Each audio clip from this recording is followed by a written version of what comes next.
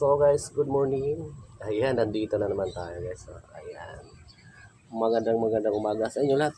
Ayan, please lang natin guys yung ano natin. Yung re-repair natin na sidecar para pagkatapos nito. Piplex din natin kung ano na ang magiging resulta niya. Ayan siya.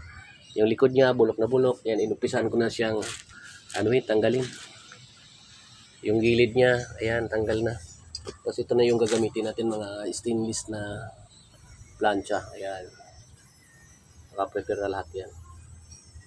Ayan, ito, pati ito. Lahat yung mga nakadilaw na yan, ito, papalitan yan. Ito na sa gitna, may iwan yan kasi stainless yan. Hindi yan nabulok.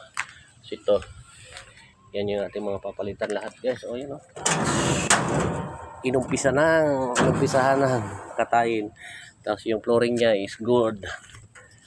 Ayan, tapos yung harapan niya, yung kulay dilaw na diamond. Yung diamond niya, ayan, sira na to. So, papalitan natin para na rin tayo nag-asimbol ng bago. Ayan, di ba? Papalitan natin lahat para ano, pati yung mga bakal sa loob, yan.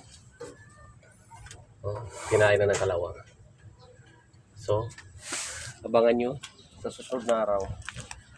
Ayan, ngayon tayo nag-uumpisa. Kasi matagal na rin itong mga sidecar na ito nakakabit sa ating motor. Eh, nakabili na naman tayo ng sidecar na bagong luma. Ayan, ito yung nabili natin kahapon. So, dito muna natin siya nilagay.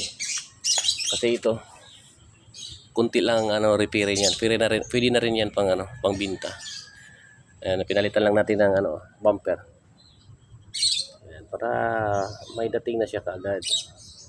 Pwede na rin yan pang pagbinta na kung may magkagusto. Ayan, okay guys, salamat, maraming salamat. Hanggang dito na lang.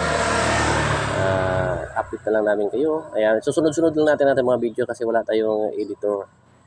Kaya bukas yung video nun sa isa, mag-iiba na naman yun kasi siyempre may matapos tayo ngayon hanggang hapon. Ayan, thank you guys, maraming salamat.